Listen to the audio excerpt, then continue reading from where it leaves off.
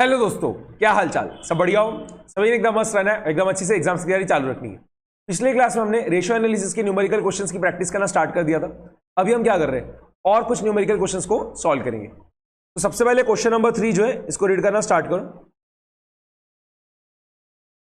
The following accounting information and financial ratios of PQR Limited relates to the year ended 31st of March 2023। तो आपको gross profit दिया है 15% of sales, net profit है 8% of sales, raw material consumed है 20% of works cost, direct wages है 10% of works cost, stock of raw material से 3 months usage, stock of finish good 6% of works cost है, debt collection period कितना है 60 days है, और क्या दिया है आपको, all sales are on credit.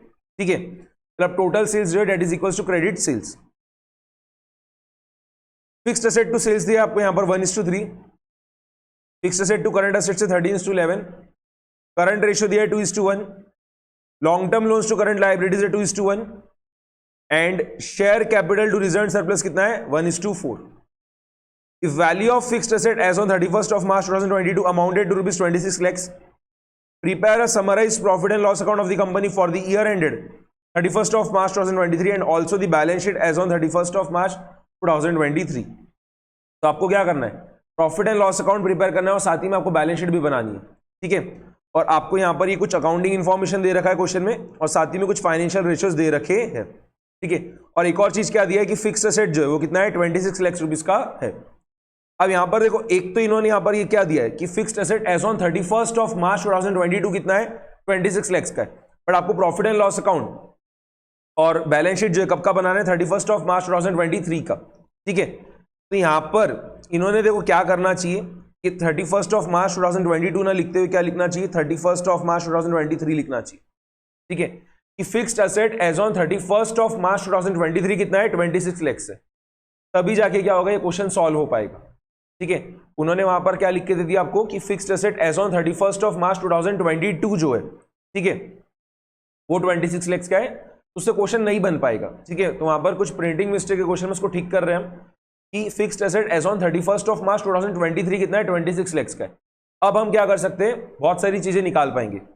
अब देखो, आपको फिक्स्ड एसेट टू सेल्स दे रखा है क्वेश्चन में, आपको फिक्स्ड एसेट टू सेल्स जो है दे रखा है क्वेश्चन में कितना है 1:3, आप सेल्स निकाल सकते हो। ठीक है, फटाफट से देखना, फिक्स्ड एसेट टू सेल्स जो है आपको क्वेश्चन में दे रखा है, फिक्स्ड एसेट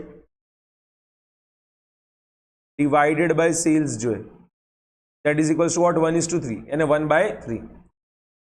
तो 26 lakh divided by sales is equals to 1/3। तो देयरफॉर सेल्स कितना हो जाएगा 26 लाख मल्टीप्लाइड बाय 3 यानी कितना हो जाएगा 78 लाख। ठीक है, तो हमने सेल्स निकाल लिया 78 लाख। समझ में आ गया, हमारा सेल्स 78 लाख आ चुका है। आगे देखना हम और क्या निकाल सकते हैं। आपको fixed assets to current assets दे रखा है 13:11। ठीक है, fixed assets to current assets कितना है 13:11। ये भी देखो हम क्या कर पाएंगे, सब करंट एसेट्स निकाल पाएंगे कि fixed asset divided by current assets जो है कितना दिया 13:11 दिया, 13/11 है। ठीक है, फिक्स्ड एसेट हमारे पास है कितना है 26 लाख से, 26 lakh divided by current assets is equals to 13/11। तो therefore 26 lakh multiplied by 11 is equals to 13 multiplied by current assets. Therefore current assets is equals to कितना हो जाएगा, कर लो ये कैलकुलेटर पर फटाफट से, 26 lakh multiplied by 11 divided by 13 कितना आ रहा है 22 लाख आ रहा है, 22 लाख। ठीक है, तो यहां पर हमने करंट एसेट जो ये भी निकाल लिया। अब आगे देखना हम और क्या निकाल रहे हैं। करंट रेशियो भी दे रखा है आपको क्वेश्चन में कितना है 2:1 है। हमारे पास करंट एसेट्स है और करंट रेशियो दे रखा है क्वेश्चन में 2:1, तो हम क्या कर सकते हैं करंट लाइबिलिटीज निकाल सकते हैं। जो जो चीज निकाल सकते हैं फटाफट से उसको निकालते जा रहे हैं। करंट रेशियो जो है, करंट रेशियो जो है वो क्या दिया है आपको क्वेश्चन में 2:1 दिया है। करंट रेशियो का फॉर्मूला क्या होगा, current assets divided by current liabilities. तो current assets divided by current liabilities is equals to क्या रहेगा 2/1। 22 lakh divided by current liabilities is equals to 2/1। Therefore current liabilities कितना हो जाएगा 22 लाख डिवाइडेड बाई 2, ओरली हो जाएगा तो कितना आ रहा है 11 लैक्स। करंट लाइबिलिटीज भी आ गया हमारा कितना 11 लैक्स। ठीक है, आगे और क्या दे रखा है देखो, long term loans to current liabilities दे रखा है कितना 2:1। करंट लाइबिलिटीज हमारा आ चुका है ऑलरेडी 11 लैक्स, हम लॉन्ग टर्म लोन्स भी निकाल सकते हैं। ठीक है, long term loans divided by current liabilities कितना दिया है 2:1 दिया है, यानी 2/1 दे रखा है। Long term loans divided by current liabilities कितना आया था 11 लाख आया था, is equals to 2/1। Long term loans divided by 11 lakh is equals to 2/1। तो देयरफॉर लॉन्ग टर्म लोन्स जो है कितना आ जाएगा बताओ, 11 लाख मल्टीप्लाइड बाय 2 यानी कितना हो गया 22 लैक्स। ठीक है, तो यहां पर हमारा ये लॉन्ग टर्म लोन्स भी आ गया है। लॉन्ग टर्म लोन्स कितना है 22 लैक्स। ओके, अब देखना share capital to reserve surplus दिया है 1:4।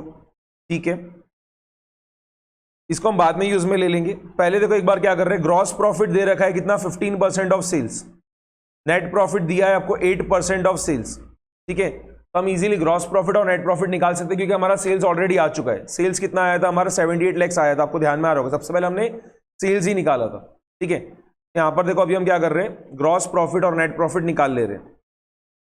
ग्रॉस प्रॉफिट जो है, ग्रॉस प्रॉफिट वो कितना है 15% ऑफ सेल्स है ना, 15% ऑफ सेल्स, तो 15% ऑफ 78 लैक्स कितना आ रहा है बताना, निकाल लो कैलकुलेटर पे। 78 लैक्स मल्टीप्लाइड बाय 15% कितना आ रहा है 11,70,000, 11,70,000, ये आपका ग्रॉस प्रॉफिट आ गया। अब क्या करो, नेट प्रॉफिट निकाल लो। नेट प्रॉफिट क्या है 8% है ना, एक सेकंड चेक कर लेते हैं, हाँ 8% ऑफ सेल्स, 8% ऑफ 78 लैक्स देखो कितना आ रहा है 78 लैक्स मल्टीप्लाइड बाय 8%, ये करने पे आ रहा है 6,24,000। नेट प्रॉफिट भी आ गया हमारा 6,24,000। ठीक है, नेट प्रॉफिट आ रहा है 6,24,000। अब देखो उसने रॉ मटेरियल कंज्यूम जो है कितना दे रखा है 20% of works cost, direct wages दिया है 10% of works cost, stock of raw material दिया है 3 months usage, stock of finish goods दिया है 6% ऑफ वर्क्स कॉस्ट। ठीक है, अब हम raw material consume, direct wages, stock of raw materials वगैरह कैसे निकाले। अब ये 20% ऑफ वर्क्स कॉस्ट बोला है, बट देखो यहां पर क्या होता है, अगर आप वर्क्स कॉस्ट का मतलब जो कॉस्टिंग में पढ़ रहे थे वो वाला लोगे ना, तो ये क्वेश्चन सॉल्व करने को बहुत टाइम लगेगा। ठीक है, और वैसा आपको नहीं करना है। यहां पर फाइनेंशियल मैनेजमेंट में जब आपको क्या दिख रहा है वर्क्स कॉस्ट दिख रहा है, तो उसको आप क्या मान low cost of goods sold मान लो। ठीक है, क्योंकि आईसीआई ने भी अपने हर सोल्यूशन में वैसे ही कर रखा है, वर्क्स कॉस्ट और कॉस्ट ऑफ गुड्स सोल्ड में फर्क होता है। ठीक है, अगर आप कॉस्ट शीट पूरी बनाओगे तो वर्क्स कॉस्ट तो पहले ही आ जाता है। ठीक है, but cost of goods sold बाद में आता है, और दोनों अलग अलग चीज होती है। वर्क्स कॉस्ट और कॉस्ट ऑफ गुड्स सोल्ड दोनों अलग अलग चीज होती है। बट यहां पर ये लोग क्या करते हैं, हर बार जब भी क्वेश्चन में वर्क्स कॉस्ट लिखा होता है, ठीक है, रेशियो एनालिसिस का जो भी क्वेश्चन होता है और जिसके अंदर वर्क्स कॉस्ट लिखा होता है, उसमें आईसीआई क्या करती है, हर बार वर्क्स कॉस्ट को क्या लेती है, कॉस्ट ऑफ गुड्स सोल्ड लेती है। ठीक है, ये क्वेश्चन स्टडी मटेरियल में, और यही वाला क्वेश्चन इन्होंने बहुत बार क्या करा है आरटीपी वगैरह में भी रिपीट किया है। ठीक है, पास्ट ईयर पेपर में तो अभी तक ये वाला क्वेश्चन नहीं आया है, but RTP mock test paper में बहुत बार ये वाला क्वेश्चन वो दे चुके हैं। और जब भी वर्क्स कॉस्ट लिखा हुआ होता है, ठीक है, जब भी वर्क्स कॉस्ट लिखा हुआ होता है, तो वर्क्स कॉस्ट का मतलब क्या लेते हैं, कॉस्ट ऑफ गुड्स सोल्ड लेते हैं। ठीक है, जो कि गलत है वैसे देखे जाए तो। ठीक है, वर्क्स कॉस्ट और कॉस्ट ऑफ गुड्स सोल्ड में फर्क रहता है। ठीक है, बट आईसीआई हर बार क्या करती है, वर्क्स कॉस्ट को क्या करती है, कॉस्ट ऑफ गुड्स सोल्ड लेती है। तो जैसा आईसीआई करती है हमें भी वैसे ही करके आना रहेगा। ठीक है, क्योंकि अगर आप वर्क्स कॉस्ट को क्या करोगे, कॉस्ट ऑफ गुड्स सोल्ड नहीं लोगे यहां पर, तो ये क्वेश्चन बहुत ज्यादा लेंदी हो जाएगा। ठीक है, और उसका कोई सेंस नहीं बनेगा, क्योंकि आईसीआई ने हर बार जब भी ये क्वेश्चन दे रखा है आरटीपी में मॉक टेस्ट पेपर में, हर बार उन्होंने वर्क्स कॉस्ट का मतलब क्या लिया है, कॉस्ट ऑफ गुड्स सोल्ड ही लिया है। तो हम भी वैसे ही कर रहे हैं। ठीक है, तो हम यहां पर क्या कर रहे हैं, सबसे पहले वर्क्स कॉस्ट जो है वो निकाल ले रहे हैं। और यहां पर इनके हिसाब से वर्क्स कॉस्ट क्या है आपका, वर्क्स कॉस्ट का मतलब क्या हो रहा है, कॉस्ट ऑफ गुड्स सोल्ड। ठीक है, और कॉस्ट ऑफ गुड्स सोल्ड कैसे निकलेगा, सेल्स माइनस ग्रॉस प्रॉफिट करके हम निकाल ले रहे हैं। देखो works cost is equals to sales minus gross profit. Sales कितना है 78 लैक्स है, और ग्रॉस प्रॉफिट अभी हमने निकाला था कितना आया था 11,70,000 आया था। 78 लैक्स माइनस 11,70,000 कितना आ रहा है देख लो, 78 लैक्स माइनस 11,70,000 क्या आ रहा है 66,30,000। ठीक है, ये आपका वर्क्स कॉस्ट आ गया। ठीक है, वैसे देखिए जाए तो ये कॉस्ट ऑफ गुड्स सोल्ड है, बट जब भी क्वेश्चन में आपको वर्क्स कॉस्ट लिखा हुआ दिखा, उसको आपने क्या करना, कॉस्ट ऑफ गुड्स सोल्ड के बराबर ही मानना। ठीक है, फाइनेंशियल मैनेजमेंट के अंदर वैसा। ठीक है, रेशियो एनालिसिस चैप्टर में जब भी आप वर्क्स कॉस्ट देखोगे कोई भी क्वेश्चन में, तो उसको आपने क्या करना है, कॉस्ट ऑफ गुड्स सोल्ड के बराबर ही लेना है। ठीक है, अब यहां पर रॉ मटेरियल कंज्यूम कितना बोल रखा है, देखो raw material consume 20% of works cost निकाल ले रहे हम। Raw material consumed, raw material consumed is equals to 20% of works cost कितना है, 66,30,000। कितना आ रहा है देख लो, 13,26,000। ठीक है, 13,26,000 ये आपका रॉ मटेरियल कंज्यूम्ड आ गया। तो डायरेक्ट वेजेस कितना बोला, 10% ऑफ वर्क्स कॉस्ट, वो भी निकाल लेते। Direct wages 10% of 66,30,000। ठीक है, 10% ऑफ वर्क्स कॉस्ट था ना, तो 10% ऑफ 66,30,000 कितना आ जाएगा, 6,63,000। ये आपका डायरेक्ट वेजेस आ गया। इसके बाद क्या चीज है, stock of raw materials. Stock of raw materials कितना है, 3 मंथ्स यूसेज, इजीली निकाल सकते। ठीक है, स्टॉक ऑफ रॉ मटेरियल्स क्या बोला है, 3 मंथ्स यूसेज बोला है। और हमने इसके पहले अभी क्या निकाला, देखो रॉ मटेरियल कंज्यूम निकाला, जो कि कितना आया था, 13,26,000 आया था। ठीक है, 13,26,000। अब देखो 13,26,000 ये जो है, ये तो क्या 12 मंथ्स यूसेज है, तो 3 मंथ्स यूसेज कितना रहेगा, 13,26,000 रुपीज का रॉ मटेरियल्स, तो क्या हुआ, पूरे 12 महीने में यूज में आया ना, पूरे साल भर में यूज में आया। ठीक है, 3 महीने का कितना रहेगा, 13,26,000 डिवाइडेड बाई 12 मल्टीप्लाइड बाई 3। इससे क्या होगा, आपका स्टॉक ऑफ रॉ मटेरियल्स निकल के आ जाएगा। 13,26,000 डिवाइडेड बाई 12 मल्टीप्लाइड बाई 3 कितना आ रहा है, 3,31,500। 3,31,500 हमारा स्टॉक ऑफ रॉ मटेरियल्स जो है वो भी निकल के आ गया। ठीक है, closing stock of raw materials है 3,31,500। ओके, तो ये करंट असेट्स में आएगा, बैलेंस शीट जब हम बनाएंगे तो उसके अंदर ये चीज आने वाली है, 3,31,500। और क्या चीज निकालना है, देखो स्टॉक ऑफ फिनिश गुड्स निकालना है। स्टॉक ऑफ फिनिश गुड्स जो कि कितना है, 6% ऑफ वर्क्स कॉस्ट, ये भी बहुत इजीली निकल जाएगा। Stock of finish goods, stock of finish goods जो कि क्या है, 6% ऑफ वर्क्स कॉस्ट है, यानी क्या 6% ऑफ वर्क्स कॉस्ट क्या था, 66,30,000। 66,30,000, 6% ऑफ 66,30,000 निकाल लो कैलकुलेटर में। 66,30,000 मल्टीप्लाइड बाय 6%, ये आ रहा है 3,97,800। 3,97,800 ये आपका स्टॉक ऑफ फिनिश गुड्स आ गया। ठीक है, अब देखना और कुछ निकालने का बाकी है क्या, हाँ डेटर्स वगैरह भी आप निकाल सकते हो, ये वाला इंफॉर्मेशन इसमें ले लो। डेट कलेक्शन पीरियड कितना दिया, 60 डेज दे रखा है। ठीक है, और क्वेश्चन में बोला था all sales are on credit, इसका मतलब क्या रहेगा कि जो क्रेडिट सेल्स है वही क्या रहेगा आपका, credit sale is equals to total sales. ठीक है, और हमने टोटल सेल्स ऑलरेडी निकाल रखा है 78 लाख का, तो क्रेडिट सेल्स भी कितना लेंगे हम, 78 लाख ही लेंगे। ओके, तो डेट कलेक्शन पीरियड आपको 60 डेज दे रखा है ना, उसके हेल्प से देखो हमारा क्या होगा, डेटर्स निकल के आ जाएगा। ठीक है, चलो निकाल लेते हैं। डेट कलेक्शन पीरियड जो इसका फॉर्मूला लिखो पहले तो आप, डेट कलेक्शन पीरियड का फॉर्मूला क्या होता है, यहां पर डेज में दे रखा है ना, तो हम न्यूमरेटर में लिख रहे हैं 365 divided by debtors turnover ratio. और डेटर्स टर्नओवर रेशियो क्या होता है, डेटर्स टर्नओवर रेशियो क्या रहेगा आपका, credit sales divided by average debtors. ठीक है, बट यहां पर ओपनिंग डेटर्स के बारे में कुछ भी दिया नहीं है, तो हम क्या कर रहे हैं, डेटर्स टर्नओवर रेशियो का फॉर्मूला देखो क्या लिख रहे हैं हम, credit sales divided by closing debtors. ठीक है, क्लोजिंग डेटर्स। अब ये जो क्लोजिंग डेटर्स है ये क्या होगा, न्यूमरेटर में आ जाएगा। ठीक है, तो यहां पर देखो मैं डायरेक्टली इसको ऐसे लिख दे रहा हूं, मल्टीप्लाइड बाय क्लोजिंग डेटर्स। ठीक है, 60 is equals to 365 divided by credit sales कितना है, 78 लाख है, multiplied by closing debtors. Therefore closing debtors जो है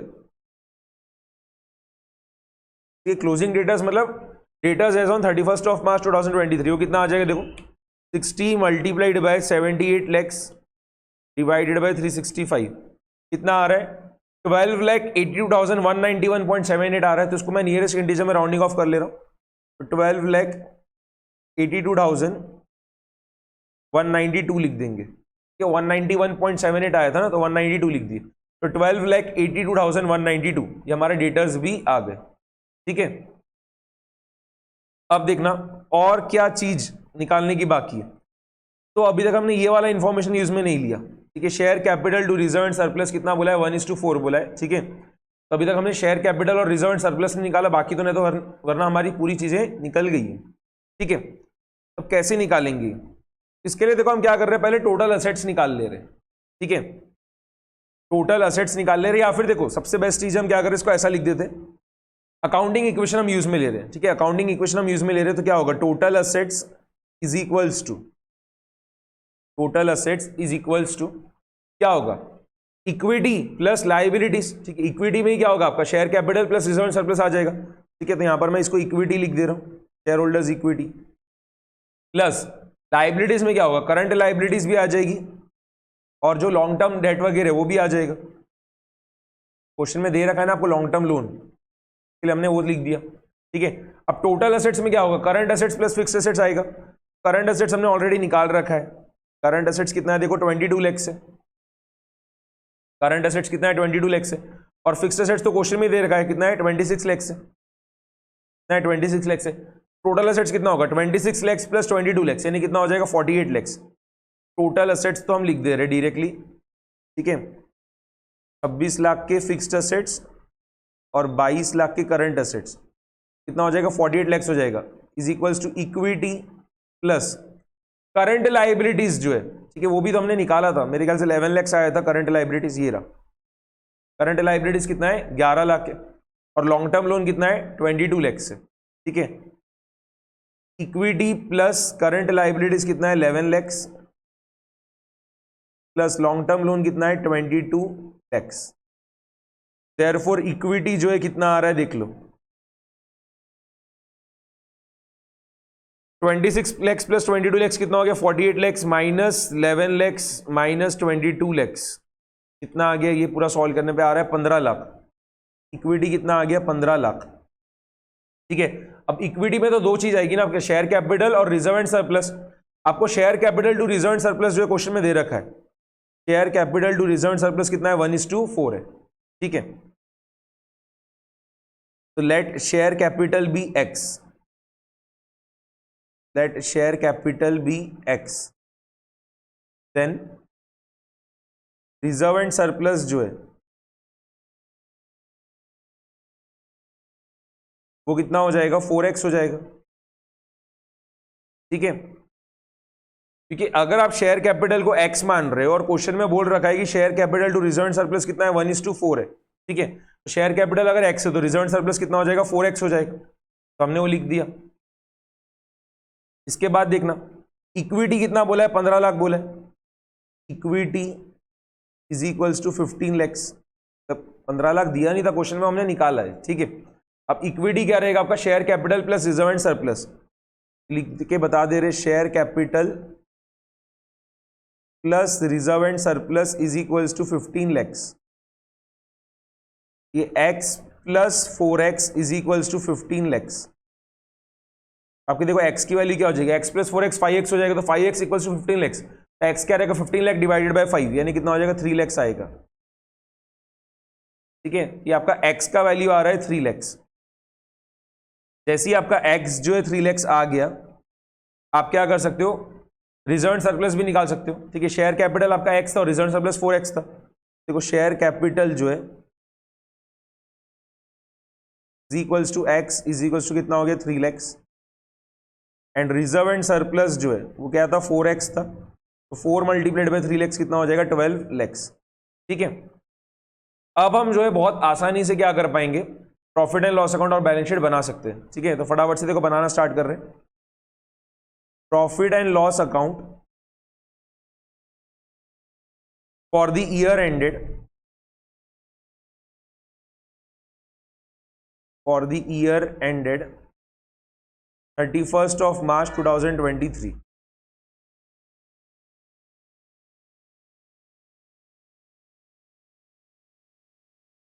चलो प्रॉफिट एंड लॉस अकाउंट जो है हम इसको फटाफट से बना लेते हैं। सबसे पहले यहां पर मैं लिख दे रहा हूं बाय सेल्स, ठीक है, कितना 78 lakhs। Okay, direct material consume जो हमने ऑलरेडी निकाला था, ठीक है, तो क्या रहेगा आपका डायरेक्ट मटेरियल कॉस्ट रहेगा, टू डायरेक्ट मटेरियल कॉस्ट कितना है, डायरेक्ट मटेरियल कंज्यूम जो है कितना आया था हमारा, ठीक है, रॉ मटेरियल कंज्यूम जो है वही 13,26,000। डायरेक्ट मटेरियल कॉस्ट कितना हो गया आपका 13,26,000। जो हमने रॉ मटेरियल कंज्यूम निकाला था 13,26,000, वही क्या रहेगा आपका डायरेक्ट मटेरियल कॉस्ट कितना है 13,26,000। डायरेक्ट वेजेस भी हमने निकाला है कि डायरेक्ट वेजेस कितना था, डायरेक्ट वेजेस था 6,63,000, 6,63,000, ये हमने 6,63,000 जो डायरेक्ट वेजेस का भी लिख दिया। उसके बाद देखना हमने क्लोजिंग स्टॉक निकाला था फिनिश गुड्स का, ठीक है, तो by closing stock of finish goods कितना आया था, स्टॉक ऑफ फिनिश गुड्स कितना आया था 3,97,800, तो लिख दो 3,97,800, ठीक है। यहां पर आपको जो रॉ मटेरियल का क्लोजिंग स्टॉक था वो लिखने की जरूरत नहीं है। क्यों लिखने की जरूरत नहीं, क्योंकि आपने ऑलरेडी क्या करा है, यहां पर डायरेक्ट मटेरियल कंज्यूम्ड ही लिखा है, ठीक है, जो रॉ मटेरियल कंज्यूम था आपका वही आपने लिखा है 13,26,000। और रॉ मटेरियल कंज्यूम जो है निकाला कैसे जाता है, opening stock of raw materials plus purchases minus closing stock of raw materials, ठीक है।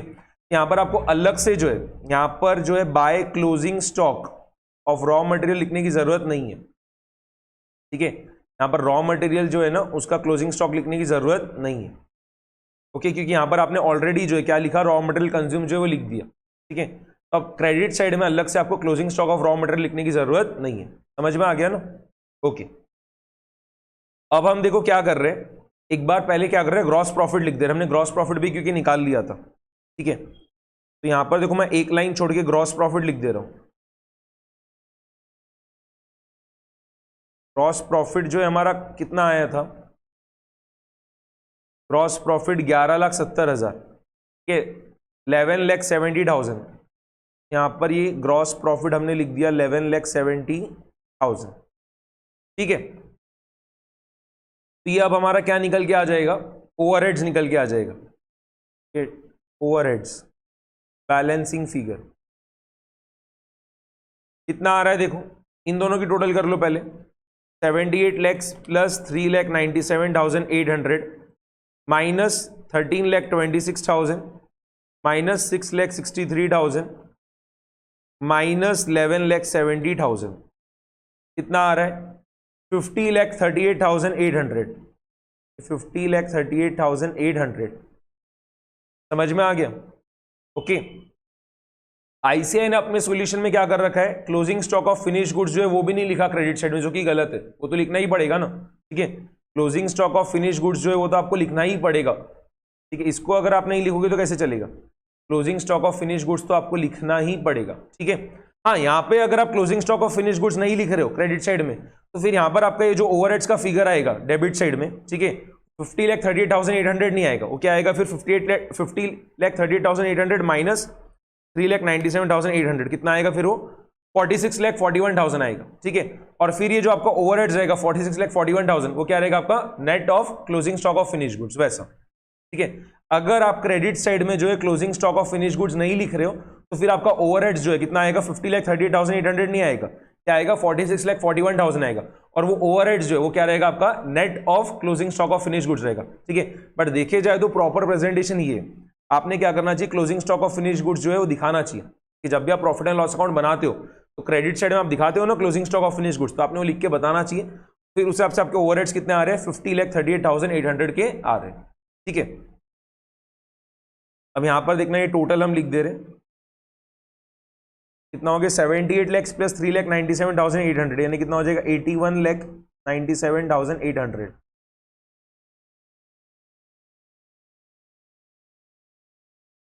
ठीक है, अब देखना by gross profit brought down कितना 11,70,000। हमने नेट प्रॉफिट भी निकाला था, आपको ध्यान में आ रहा होगा, हमने नेट प्रॉफिट निकाला था, कितना आया था नेट प्रॉफिट 6,24,000। नेट प्रॉफिट कितना है 6,24,000।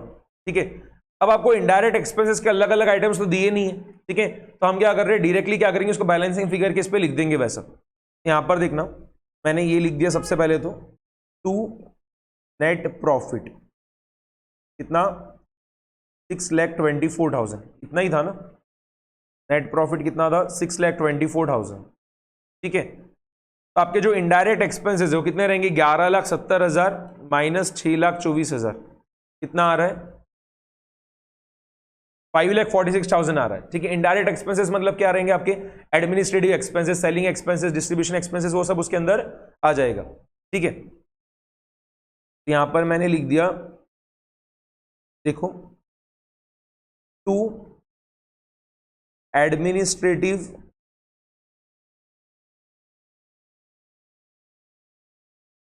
Selling and distribution expenses.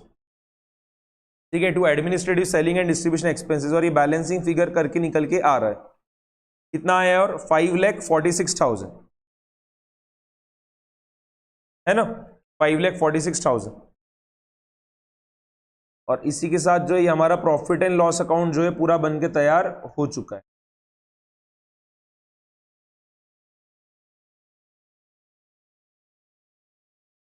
कोई डाउट इसमें किसी को भी,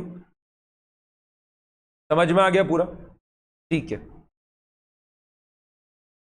तो प्रॉफिट एंड लॉस अकाउंट जब आप बना रहे हो यहां पर, तो हर आइटम यहां पर आपके निकल के नहीं आ रहे, कुछ आइटम्स आपके बैलेंसिंग फिगर के इस पे आपको लिखना पड़ रहा है। जैसे कि ओवरहेड्स जो है, कि ये जो आपके ओवरहेड्स है फैक्ट्री ओवरहेड्स है ये बेसिकली। ठीक है, ये जो आपके ओवरहेड्स है कौन से ओवरहेड्स है फैक्ट्री ओवरहेड्स है, जो कि कितना आया 50,38,800 आया है।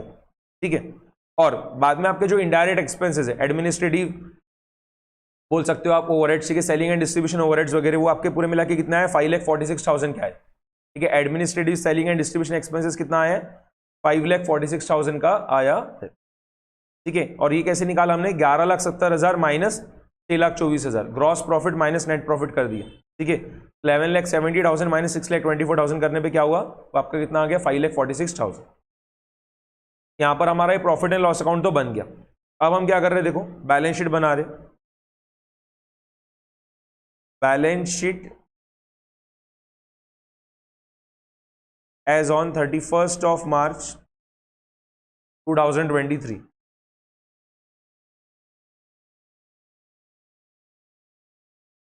फटाफट से बना लो। तो ये असेट का साइड हो गया और यहां पर ये लायबिलिटीज।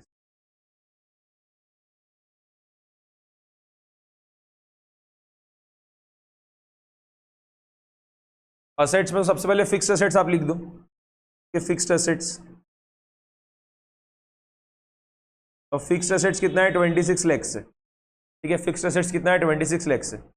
बाद में करंट असेट्स भी हमने निकाल रखा है, करंट असेट्स कितने हैं 22 लाख से। ठीक है, अब करंट असेट्स में कौन कौन से आइटम्स आपको पता है, एक आपको सिर्फ डेटर्स पता है, ठीक है, एक डेटर्स ही पता है ना सिर्फ,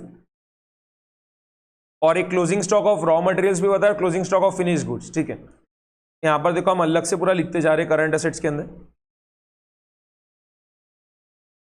करंट असेट्स, उसमें देखो क्या होगा, एक तो आपका क्या आ जाएगा डेटर्स आ जाएंगे। डेटर्स कितने के आए थे 12,82,192, लिखते जाना, डेटर्स है 12,82,192 रुपीज की। ठीक है, इसके अलावा रॉ मटेरियल का स्टॉक कितने का है, stock of raw materials, stock of raw materials ये भी हमने निकाला था, ये रहा 3,31,500। ठीक है, 3,31,500। And stock of finish goods कितना है 3,97,800, लिखते जाना। स्टॉक ऑफ रॉ मटेरियल्स है 3,31,500। स्टॉक ऑफ फिनिश गुड्स कितना है 3,97,800। एंड अब जो आपके अदर करंट असेट्स है वो कितने के आ जाएंगे, क्योंकि पूरे मिला के करंट असेट्स कितने 22 lakhs के। तो पहले आप इन तीनों की एडिशन कर लो, कितना आ रहा है 12,82,192 प्लस 3,31,500 प्लस 3,97,800, ये तो कितने के हुए 20,11,492 रुपए के हुए, ठीक है 20,11,492 के। और पूरे मिला के करंट असेट्स कितने के 22 लाख के। तो अदर करंट असेट्स कितने के रहेंगे 1,88,508 रुपीज के, 1,88,508। अभी कैश भी हो सकता है, ठीक है, और भी कुछ भी करंट असेट्स में आ सकता है। वैसे पूरे मिला के आपके करंट असेट्स कितने के हो गए 22 lakhs के हो गए, ठीक है। तो टोटल एसेट्स कितने के हो जाएंगे 48 lakhs के होने वाले। टोटल एसेट्स आपके हो जाएंगे 48 lakhs के। अब एक बार हम क्या कर रहे हैं लायबिलिटीज जो उसको भी लिखते जा रहे हैं। तो लायबिलिटीज में सबसे पहले क्या करेंगे हम शेयर कैपिटल लिख दे रहे हैं। हमने निकाला था शेयर कैपिटल 3 लाख का आया था, ठीक है।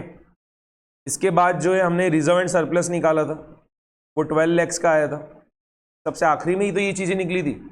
हमारा पूरा मिला के क्या हुआ था इक्विटी 15 लाख रुपए का आया था, ठीक है। फिर उसमें हमने इक्विटी की इसको इक्विटी हमारा 15 लाख का आया था, हमने शेयर कैपिटल को x माना था और रिजर्व सरप्लस को 4x माना था। तो x की हमारी वैल्यू कितनी आई थी 3 लाख आई थी। तो शेयर कैपिटल 3 लाख है, रिजर्व सरप्लस 12 लाख है, ठीक है। और क्या चीज आएगी बताना। करंट लाइबिलिटीज लिख दे रहे, ठीक है, और लॉन्ग टर्म लोन लिख दे रहे। लॉन्ग टर्म लोन जो है पहले लिख रहे लॉन्ग टर्म लोन।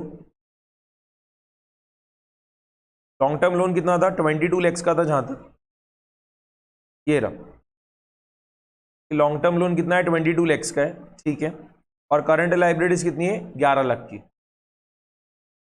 तो long term loan 22 lakhs and current liabilities वो कितने की 11 लाख, ठीक है। और कुछ तो बचा नहीं। टोटल देख लो दोनों साइड की सेम ही आएगी, 48 lakhs आना चाहिए, 48 lakhs, ओके। इसी के साथ हमारा ये वाला क्वेश्चन जो है पूरा कंप्लीट हो गया। और यहां पर मैंने आपको जैसे बताया यहां पर हमने कुछ अजम्पशंस लिए। अजम्पशंस क्या लिए, एक तो क्वेश्चन में इन्होंने वर्क्स कॉस्ट लिख के दिया, ठीक है, बट ये वर्क्स कॉस्ट से हमने क्या करा इसको कॉस्ट ऑफ गुड्स सोल्ड लिया, ठीक है। वैसे देखे जाए तो मैंने आपको ऑलरेडी बताया है कि वर्क्स कॉस्ट और कॉस्ट ऑफ गुड्स सोल्ड दोनों अलग अलग होता है। आपने ऑलरेडी कॉस्टिंग में पढ़ा भी होगा, ठीक है। जब हम कॉस्ट शीट बनाते हैं तो वर्क्स कॉस्ट तो बहुत पहले आ जाता है और कॉस्ट ऑफ गुड्स सोल्ड बहुत बाद में आता है, ठीक है। तो वर्क्स कॉस्ट और कॉस्ट ऑफ गुड्स सोल्ड दोनों अलग अलग चीज है। बट जब भी आपको फाइनेंशियल मैनेजमेंट में रेशियो एनालिसिस चैप्टर में, ठीक है, जो भी क्वेश्चन दिख रहा है जिसके अंदर वर्क्स कॉस्ट लिखा हुआ है वहां पर आप वर्क्स कॉस्ट मतलब क्या लोगे कॉस्ट ऑफ गुड्स सोल्ड, ठीक है। आपको वर्क्स कॉस्ट का मतलब क्या लेना है कॉस्ट ऑफ गुड्स सोल्ड लेना है, क्योंकि आईसीआई वैसा लेती है इस वजह से, ओके। और उसके अलावा यहां पर क्वेश्चन में एक और चीज थी, उन्होंने क्या करा था फिक्स्ड एसेट एज ऑन 31 मार्च 2022 लिख के दिया था। अब वो 2022 नहीं होना चाहिए, 2023 होना चाहिए। फिक्स्ड एसेट एज ऑन 31 मार्च 2023 कितना है 26 lakhs है, ठीक है। क्योंकि अगर फिक्स्ड एसेट एज ऑन 31 मार्च 2022 आप 26 लाख मान रहे हो, ठीक है, तो फिर दिक्कत देखो क्या आएगी कि फिक्स्ड एसेट एज ऑन 31 मार्च 2023 कितना रहेगा हमें पता नहीं ना। डेप्रिसिएशन तो चार्ज करना पड़ता है फिक्स्ड एसेट पे, और कितना डेप्रिसिएशन चार्ज करना है फिक्स्ड एसेट पे उसके बारे में तो कुछ भी इंफॉर्मेशन नहीं दी, ठीक है। क्वेश्चन ही सॉल्व नहीं हो पाएगा। इसके लिए उसको हमने क्या करा फिक्स्ड एसेट एज ऑन 31 मार्च 2023 माना है। समझ में आ गई। तो क्वेश्चन थोड़ा एम्बिग्यूअस है बट एग्जाम में पूछ सकते हैं, केस स्टडी बना के भी पूछ सकते हैं और पूरा की पूरा इसको डिस्क्रिप्टिव में पूछ सकते हैं। तो क्वेश्चन अच्छा है, बस वही है कि यहां पर वर्क्स कॉस्ट मत लिख के दो, ठीक है, क्लियरली स्पेसिफाई कर दो कॉस्ट ऑफ गुड्स सोल्ड। तो क्या होगा बच्चे को भी आसानी रहेगी, क्योंकि कॉस्टिंग में वो पढ़ता है वर्क्स कॉस्ट अलग चीज होती है, कॉस्ट ऑफ गुड्स सोल्ड अलग चीज होता है। तो अगर वो पूरा उसको वैसे सॉल्व करने बैठेगा ना तो बहुत टाइम भी लग जाएगा, ठीक है। तो वहां पर आप स्पेसिफाई कर दो ना, सबसे बेस्ट है वर्क्स कॉस्ट की जगह इसको क्या लिख दो कॉस्ट ऑफ गुड्स सोल्ड लिख दो, तो ज्यादा बढ़िया रहेगा, ओके। और यहां पर भी 31 मार्च 2022 मत लिखो ना, ठीक है, बच्चा कभी हो सकता है परेशान हो जाए, ऐसे कोई चीजें समझनी चाहिए। यहां पर क्या होगा ये 31 मार्च 2023 लिख के देना चाहिए, क्लियर, ओके। अभी हम देखना नेक्स्ट क्वेश्चन कर रहे हैं।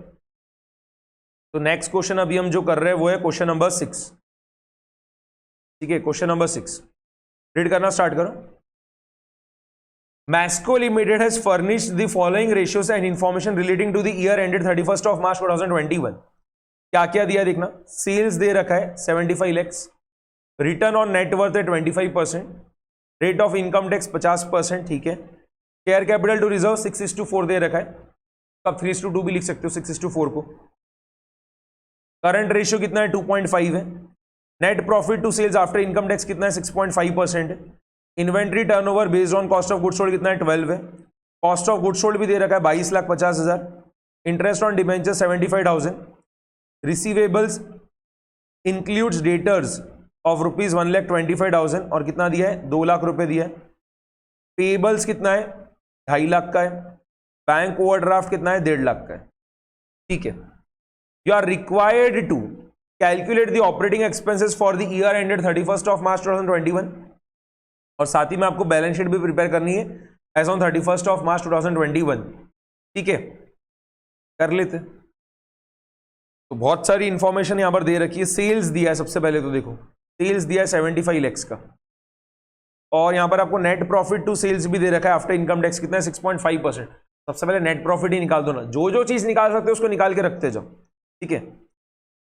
रेशियो एनालिसिस के जो भी क्वेश्चंस होते हैं उसमें सबसे ये इंपॉर्टेंट चीज ये रहती है कि जो इन्फॉर्मेशन में दे रखा है आपको, ठीक है, उससे आप जो चीजें निकाल सकते हो उसको निकाल के रख दो।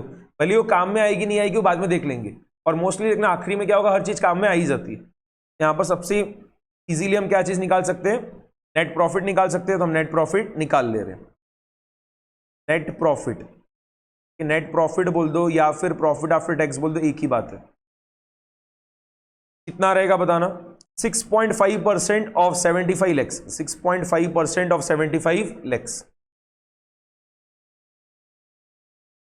75 lakhs multiplied by 6.5%,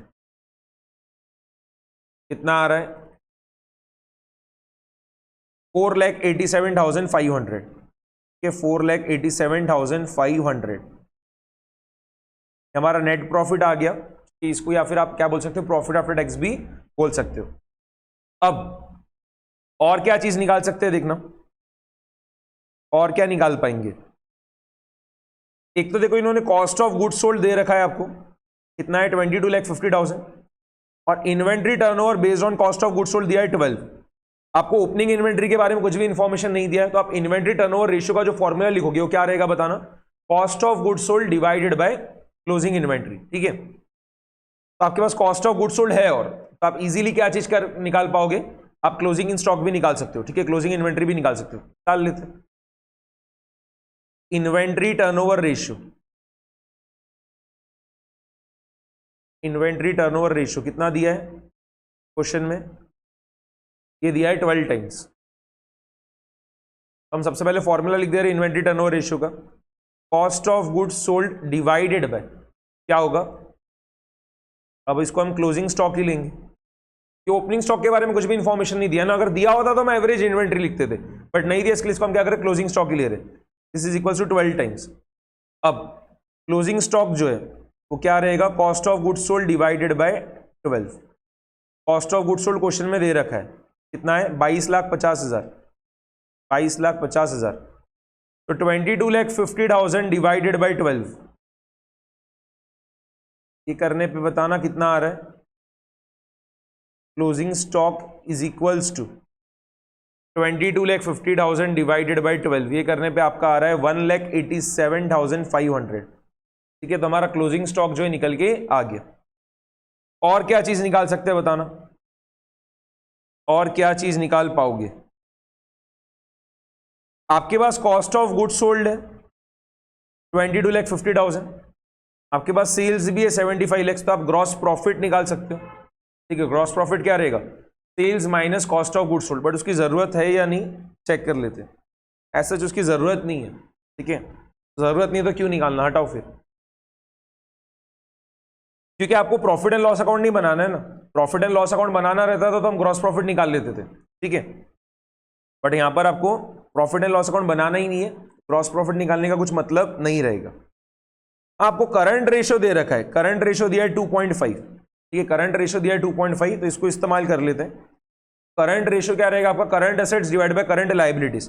current assets में देखो क्या क्या चीज आ रही है, स्टॉक, रिसीवेबल्स, कैश। स्टॉक अभी हमने निकाल लिया, रिसीवेबल्स क्वेश्चन में दे रखा है, कैश भी क्वेश्चन में दे रखा है क्या,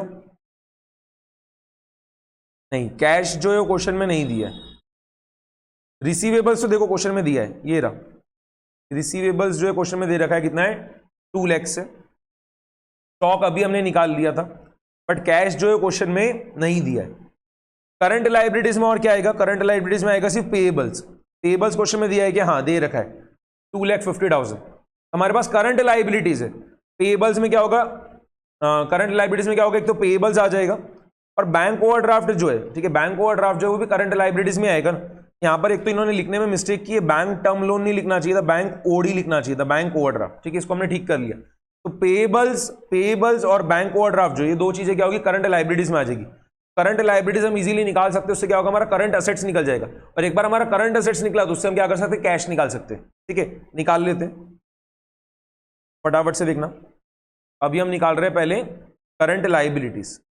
करंट लाइबिलिटीज में क्या होगा, पेएबल्स रहेगा और बैंक ओवरड्राफ्ट आएगा। तो payables plus bank overdraft. Payables कितना दे रखा है क्वेश्चन में, 2.5 लाख, और बैंक ओवरड्राफ्ट कितना दे रखा है, 1.5 लाख। तो 2,50,000 प्लस 1,50,000, ये पूरा मिला के कितना हो गया, 4 लाख हो गया। करंट लाइबिलिटीज कितना है, 4 लाख है। अब करंट रेशियो जो आपको दिया था ना 2.5, उसको इस्तेमाल करते हैं।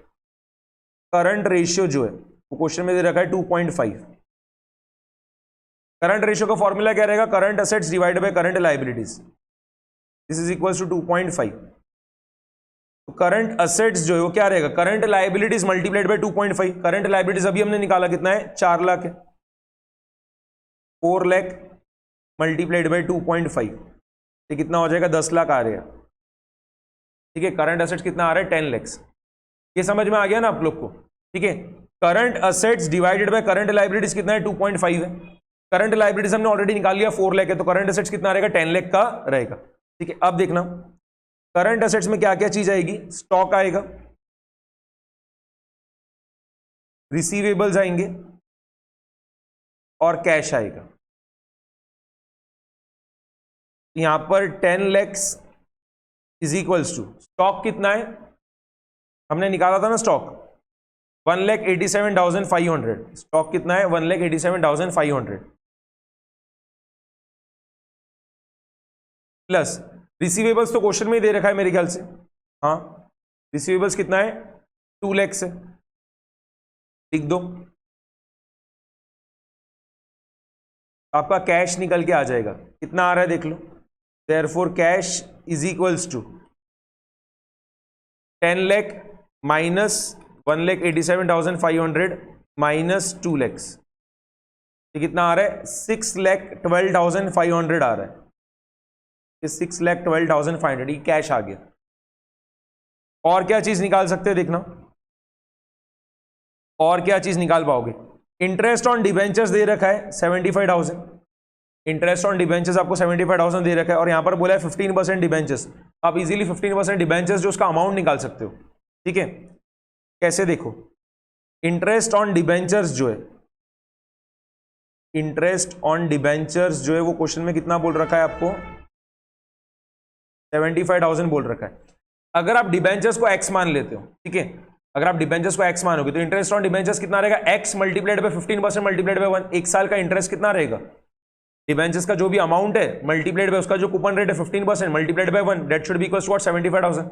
आपका एक्स का वैल्यू निकल के आ जाएगा ना, वो क्या रहेगा 75,000 डिवाइडेड बाय 15%, और वही क्या रहेगा आपका 15% डिबेंचर्स। तो 75,000 डिवाइडेड बाय 15% करने पे कितना आ रहा है, 5 लाख आ रहा है। ठीक है, तो आप डायरेक्टली इतना मत लिखो ना एक्स वगैरह, ये सिर्फ समझाने के लिए था कि आप डिबेंचर्स को जब आप एक्स मान लोगे, देखो यहाँ पर मैं रफ में लिख रहा हूँ, अगर हम 15% डिबेंचर्स को एक्स मान लेते, ठीक है, अगर हम 15% डिबेंचर्स जिसको अगर हम एक्स मान लेते, तो इंटरेस्ट ऑन डिबेंचर्स क्या रहेगा, x multiplied by 15% multiplied by 1, ये रहेगा ना इंटरेस्ट ऑन डिबेंचर्स पूरे एक साल का, x multiplied by 15% multiplied by 1, that is equals to what, 75,000। X कितना हो जाएगा, 75,000 डिवाइडेड बाय 15%, एक्स की वैल्यू कितनी आ रही है, 5 लाख आ रही है। अब लिख ही दिया मैंने पूरा, तो यहां पर देखो मैं लिख दे रहा हूं, let 15% debentures be x.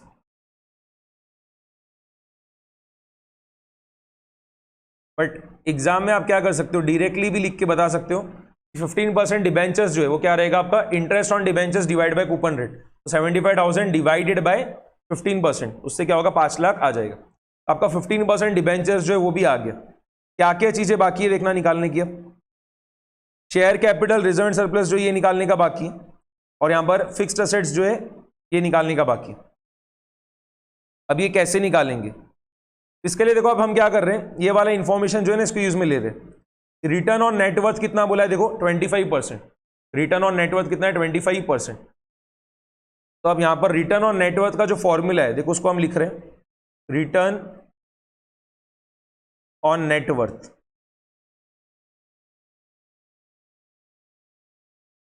Profit after tax divided by net worth multiplied by 100। ठीक है, तो अब देखो क्या होगा, 25 is equals to profit after tax हमने ऑलरेडी निकाल रखा है, मेरे ख्याल सबसे पहली चीज ये निकाली थी, हाँ 4,87,500 लिखते जाना, 4,87,500 divided by net worth multiplied by 100। Therefore net worth जो है कितना आ रहा है देख लो, net worth 4,87,500 multiplied by 100 divided by 25 कितना हो गया, 19,50,000। 19,50,000 ये आपका नेटवर्थ आ गया। ठीक है, नेटवर्थ मतलब ही क्या होता है आपका, equity, share capital plus reserve and surplus. आपको शेयर कैपिटल टू रिजर्व्स जो है उसका रेशियो दे रखा है, कितना है 6:4। इसको ही आप 3:2 भी लिख सकते हो, तो मैं 3:2 लिख दे रहा हूं। 6:4 को हम क्या लिख रहे हैं, 3:2। अब देखना आगे, late share capital B 3x। ठीक है, then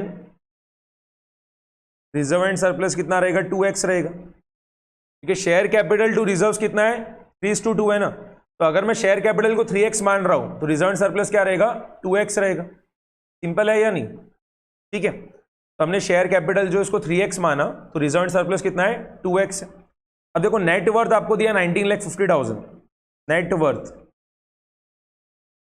is equals to 19,50,000।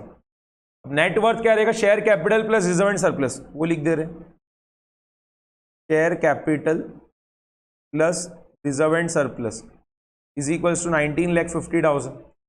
Share capital की जगह हम 3x लिख रहे हैं और रिजर्व एंड सरप्लस की जगह हम 2x लिख रहे हैं। 3x प्लस 2x कितना आ गया, 19,50,000 आ गया। x का वैल्यू देखो क्या होगा, 3x प्लस 2x कितना होगा, 5x होगा। तो 19,50,000 डिवाइडेड बाय 5 कितना आ रहा है, 3,90,000 आ रहा है, ये 3,90,000। तो शेयर कैपिटल जो है कितना आ जा रहा है देखना, शेयर कैपिटल आपका 3x है, विच इज इक्वल्स टू क्या होगा, 3 मल्टीप्लाइड बाय 3,90,000 यानी कितना हो गया, 11,70,000 आ रहा है। एंड रिजर्व एंड सरप्लस जो है, ये रिजर्व एंड सरप्लस वो कितना है, 2x है। 2 मल्टीप्लाइड बाय 3,90,000 जो है कितना होगा, 7,80,000। ठीक है, तो शेयर कैपिटल और रिजर्व एंड सरप्लस जो ये भी हमारा निकल गया है। और अब हम जो है इजीली क्या चीज निकाल पाएंगे, फिक्स्ड असेट्स निकाल पाएंगे। कैसे निकालेंगे फिक्स्ड असेट्स, हम क्या करेंगे, इक्विटी प्लस लायबिलिटीज जो है वो निकाल लेंगे पूरा, और उसमें से हम क्या करेंगे, करंट असेट्स जो है लेस कर देंगे, तो क्या होगा, हमारा फिक्स्ड असेट्स निकल के आ जाएगा। तो बैलेंस शीट तो हमारी बन गई है। ठीक है, बैलेंस शीट हमारी बन चुकी है, उसमें अब कुछ भी दिक्कत वाली बात नहीं है। अब हमें क्या करना है, एक और चीज है, ऑपरेटिंग एक्सपेंसेस जो है वो भी निकालना है। ठीक है, अब ऑपरेटिंग एक्सपेंसेस जो है वो कैसे निकलता है, ऑपरेटिंग एक्सपेंसेस जो है कैसे निकलेगा बताओ, ऑपरेटिंग एक्सपेंसेस जो है कैसे निकालना पड़ेगा। तो ऑपरेटिंग एक्सपेंसेस जो है वो कैसे निकलता है, देखो मैं आपको पूरा फॉर्मूला पहले लिख के बता देता हूं। ऑपरेटिंग प्रॉफिट क्या होता है, पहले ऑपरेटिंग प्रॉफिट क्या होता है, sales minus cost of goods sold minus operating expenses.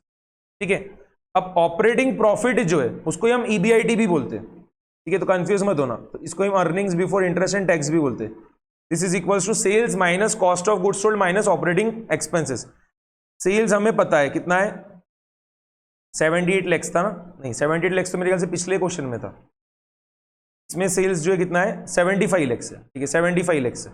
अभी हम लिख नहीं रहे फिगर्स, एक बार की मैं सिर्फ इतना ही लिख रहा हूँ, EBIT is equals to sales minus cost of goods sold minus operating expense. ठीक है, अब earnings before interest and tax कैसे निकलेगा देखो, उसके लिए पहले मैं आपको पूरा काम करके बता दे रहा हूं। हमने ऑलरेडी प्रॉफिट आफ्टर टैक्स निकाल रखा है।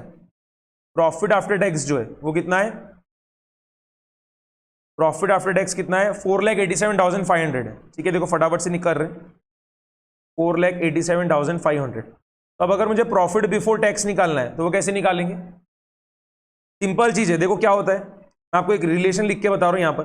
प्रॉफिट बिफोर टैक्स में से जब हम टैक्स एक्सपेंस लेस कर देते हैं तो क्या होता है, प्रॉफिट आफ्टर टैक्स आता है। तो profit before tax multiplied by 1 minus tax rate is equal to क्या होता है, प्रॉफिट आफ्टर टैक्स होता है। प्रॉफिट बिफोर टैक्स जो आपका आता है उसमें से हम क्या करते हैं, टैक्स लेस कर देते हैं ना। तो profit before tax minus tax expense gives profit after tax. तो इसको हम ऐसा लिख सकते हैं ना, profit before tax multiplied by bracket में 1 minus tax rate is equal to profit after tax. तो प्रॉफिट बिफोर टैक्स जो है वो क्या होगा, profit after tax divided by 1 minus tax rate. ठीक है, यहां पर ये कोई फॉर्मूला नहीं है, इसको अगर आप फॉर्मूले के जैसे याद रखोगे तो क्या होगा, बहुत दिक्कत हो जाएगी। ये सब छोटी छोटी चीजें तो आपको इजीली बनाते आ जानी चाहिए। तो profit before tax multiplied by 1 minus tax rate is equal to profit after tax. तो प्रॉफिट बिफोर टैक्स क्या रहेगा, profit after tax divided by 1 minus tax rate. ठीक है, तो 4,87,500 divided by 1 minus tax rate,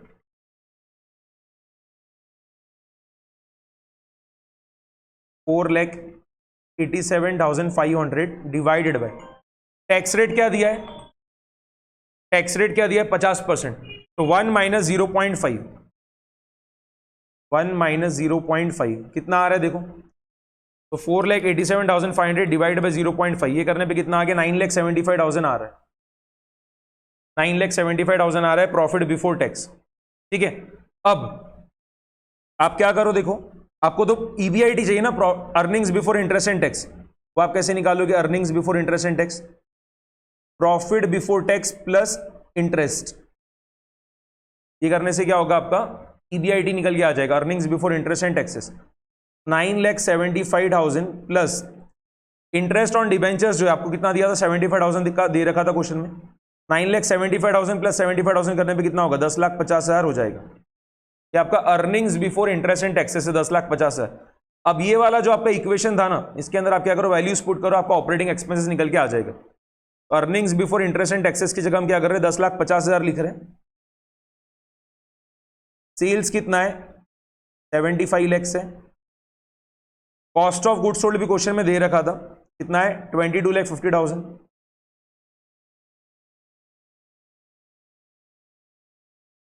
minus operating expenses. तो अब देखो 10,50,000 is equals to 75 lakhs minus 22,50,000 जो है ये कितना होगा, 52,50,000 होगा, माइनस ऑपरेटिंग एक्सपेंसेस। तो देयरफॉर ऑपरेटिंग एक्सपेंसेस जो है कितना आ रहा है बताना, ऑपरेटिंग एक्सपेंसेस कितना आ रहा है, 52,50,000 माइनस 10,50,000, ये कितना हो जाएगा, 42 लैक्स हो जाएगा। ठीक है, क्वेश्चन में बोला था ना उसने ऑपरेटिंग एक्सपेंसेस भी निकाल के बताओ, तो वो भी हमने निकाल के बता दिया। ऑपरेटिंग एक्सपेंसेस कितना आ गया, 42 लाख रुपीस का आ गया है। बात समझ में आ गई। यहां पर ऑपरेटिंग एक्सपेंसेस निकालने के लिए आपको क्या करना पड़ रहा है, पहले earnings before interest and tax निकालना पड़ रहा है, ईबीआईटी निकालना पड़ रहा है। और ईबीआईटी निकालने के लिए आपको क्या करना पड़ेगा, पहले हमने पैट निकाल लिया था, प्रॉफिट आफ्टर टैक्स हमने सबसे पहले निकाला था। तो प्रॉफिट आफ्टर टैक्स हम क्या करें, प्रॉफिट बिफोर टैक्स निकाले। ठीक है, प्रॉफिट आफ्टर टैक्स हमने ऑलरेडी निकाल लिया था, उससे हमने क्या करा, प्रॉफिट बिफोर टैक्स निकाला। और वो कैसे निकलेगा, profit after tax divided by 1 minus tax rate करके। जैसे हमारा प्रॉफिट बिफोर टैक्स निकला, उसमें हमने क्या करा, इंटरेस्ट ऐड कर दिया, हमारा क्या होगा, earnings before interest and taxes निकल के आ गया। और एक बार आपका earnings before interest and taxes निकल के आ गया, उसके बाद हमने क्या करा, ये वाला रिलेशन जो, ये वाला फॉर्मूला जो यूज में ले लिया कि earnings before interest and taxes क्या होता है, sales minus cost of goods sold minus operating expenses.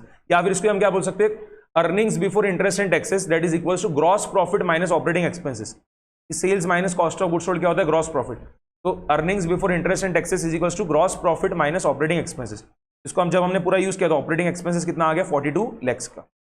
ठीक है, तो यहां पर हमने ये वाला क्वेश्चन भी जो है पूरा बना लिया है। हाँ, यहाँ पे अगर आपको फिगर्स लिखना है तो फटाफट से देखो, यहाँ पर आप फिगर्स लिख सकते हो। स्टॉक कितना आया था आपका, क्योंकि फिक्स्ड एसेट्स भी निकालना पड़ेगा ना, बैलेंस शीट बनानी थी आपको।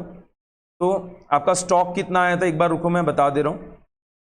हमने निकाला था स्टॉक 1,87,500 का, मैं यहाँ की यहीं लिखते जा रहा हूँ। 1,87,500।